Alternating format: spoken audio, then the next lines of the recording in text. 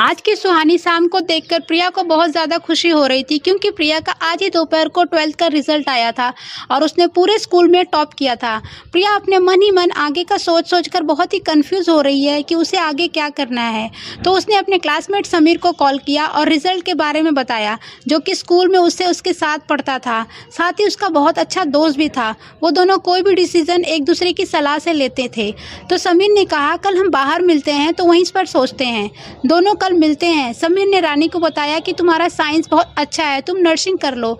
तो प्रिया मान गई और बहुत खुश भी हुई। साथ ही प्रिया ने पूछा कि तुमने आगे का नहीं बताया कि तुम क्या कर रहे हो। तो समीर ने हंसते हुए कहा कि मैं तो बीकॉम करूँगा।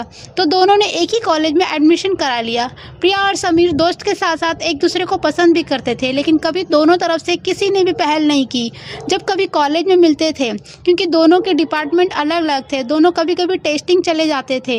एक दिन प्रिया मन ही मन अकेले में समीर के बारे में सोचती है कि सच में समीर को चाहने लगी हूँ, क्योंकि वो एक नेक दिल का लड़का है। यही सोचकर मुस्कुराती है। अगले दिन कॉलेज में समीर, हाय प्रिया, कैसी हो? मैं ठीक हूँ। फिर दोनों बैठकर गपशप करने लगे, क्योंकि दोनों बहुत दिन से नहीं मिले थे। समीर बड़े गौर से प्रिया को मुस्कुराता हुआ देखकर सोचता है कि ईश्वर ने इसे कितने फुर्सत से बनाया है। मन में उसके भी शायद प्यार उमड़ रहा था। प्रिया चुटकी बजाकर कहती है, ये क्या सोच रहे हो? ध्यान किधर है? मैं कब से बोले जा रही हूँ, लेकिन तुम कुछ जवाब ही नहीं दे रहे। थोड़ी देर के बाद दोनों अपनी अपनी क्लास में चले जाते हैं। प्रिया का घर। प्रिया की फैमिली में प्रिया के अलावा एक छोटी बहन और एक छोटा भाई है। बहन का नाम रीता और भाई का नाम खुश है। प्रिया के पिताजी रेलवे में नौकरी करते हैं और मम्मी गृहिणी है। प्रिया घर पहुंचकर अपने रूम में जाती है और बैठे बैठे समीर के ख्यालों में खो जाती है। अगले दिन सुबह जब प्रिया किचन में जाकर नाश्ता बनाती है तो उसे ख्याल आता है कि समीर को पास्ता बहुत पसंद है, क्यों ना मैं आज लंच में यही ले जाऊं। फिर जाकर तैयार होकर कॉलेज जाती है, लेकिन कॉलेज जाकर पता चलता है कि आज समीर कॉलेज ही नहीं आया। तो प्रिया थोड़ी मायूस हो जाती है, क्योंकि उसका मन नहीं लगता। फिर वो कॉल करती है तो समीर कॉल रिसीव करता है और बताता है कि उसकी तबीयत ठीक नहीं है, इसीलिए कॉलेज नहीं आया। कॉलेज खत्म होने के बाद प्रिया घर चली जाती है। माँ कहती है कि आजा बेटा खाना खा ले, तो कहती है कि मुझे भूख नहीं है, कहकर रूम में चली जाती है। उसने कॉलेज में भी लंच नहीं किया था। फिर जाकर बाहर बैठकर समीर के बारे में सोचने लगती है। उसे लगता है कि उसे समीर से प्यार हो गया, क्योंकि समीर हैंडसम होने के साथ साथ इंटेलिजेंट भी था। फिर सोचती है कि पता नहीं समीर मेरे बारे में क्या सोचता है। यही हाल समीर का भी था।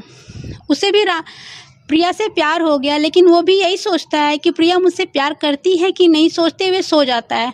फिर 2-3 दिन तक कॉलेज नहीं जाता। प्रिया को कॉलेज में बहुत बुरा लगता है, लेकिन अपनी ये फीलिंग्स किसी भी सहेली को नहीं बताती है। कुछ दिनों से दोनों के कॉलेज स्टार्ट हो जाते हैं। कुछ दिनों तक दोनों की दोस्ती और भी गहरी होती गई। कुछ समय बाद कॉलेज कैंप लगता है, तो वो भी दोनों भी जाते हैं। वहाँ पर सभी के साथ साथ खूब एंजॉय करते हैं। समीर को फील होता है कि और अपने मन की बात प्रिया को बता देना चाहिए। वो प्रिया को प्रपोज करता है। प्रिया के चेहरे पर मुस्कुराहट आती है और वो भी प्रपोज एक्सेप्ट कर लेती है। दोनों बहुत खुश होते हैं और गले लगते हैं। 2 दिन बाद ट्रिप से वापस आते हैं और एग्ज़ाम की तैयारी में लग जाते हैं। 15 दिन बाद एग्ज़ाम स्टार्ट होते हैं। दोनों ही अपने एग्ज़ाम अच्छे से देते हैं, क्योंकि प्रिया भी घर में बड़ी थी और समीर इकलौता बेटा था। समीर के पिता का बिजनेस था। ऐसे ही समय निकलता गया। दोनों का प्यार और भी मजबूत होता गया। कुछ दिन बाद प्रिया के माता पिता को अपनी बेटी की शादी की चिंता होने लगती है कि कोई अच्छा सा लड़का देखकर उसकी शादी कर दी जाए। ये बात प्रिया को पता चलती है तो बहुत दुखी हो जाती है और ये बात समीर को बताती है कि घर वाले अच्छा सा लड़का देखकर उसकी शादी कर देंगे। समीर कहता है कि तुम फिक्र मत करो, तुम मेरी ही दुल्हन बनोगी। ये सुनकर प्रिया मुस्कुरा देती है। दोनों फैसला करते हैं कि हम दोनों ही ये बात अपने घर वालों को बता देते हैं।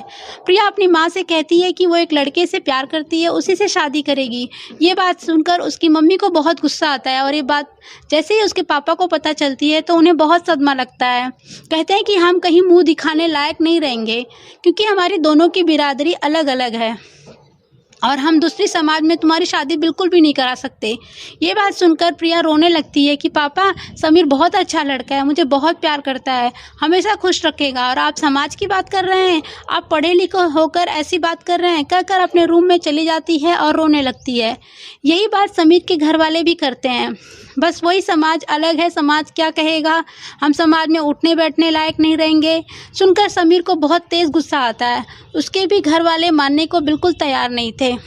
दोनों भागकर शादी करने का फैसला करते हैं, लेकिन कुछ सोच समझकर कैंसिल कर देते हैं। प्रिया कहती है कि अगर मैं ऐसा करूंगी तो मेरे भाई बहन का क्या होगा। यही समीर सोचता है कि मैं ऐसा करूंगा तो मेरे माँ बाप का क्या होगा। सोचकर दोनों ही अपने प्यार का बलिदान कर देते हैं। फिर 1 महीने बाद प्रिया की सगाई हो जाती है। उसका नाम रमन था।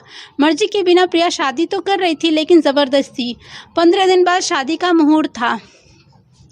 हल्दी का दिन प्रिया अपने कमरे में बैठकर रो रही थी कि उसने समीर के साथ कितने सपने देखे थे, लेकिन उसके सारे सपने टूटकर बिखर गए। जिस लड़के से उसकी शादी होने वाली थी, उसने उसको देखा तक नहीं था और हाँ कर दी, क्योंकि वो जो भी हो उसके समीर के जैसा कभी नहीं हो सकता। शादी का दिन, दरवाजे पर बारात आ गई थी और प्रिया दुल्हन के जोड़े में बहुत ही खूबसूरत लग रही थी, लेकिन चेहरे पर मायूसी साफ झलक रही थी। वो इस शादी के लिए कभी भी तैयार नहीं थी, बस घर वालों के लिए। तभी उसकी छोटी बहन आती है। चलो दीदी, जयमाला का समय हो गया है, कहकर नीचे ले जाती है। प्रिया अपने आंसू छुपा रही थी। शादी की सारी रस्में होती हैं, लेकिन प्रिया ने एक बार भी रमन की तरफ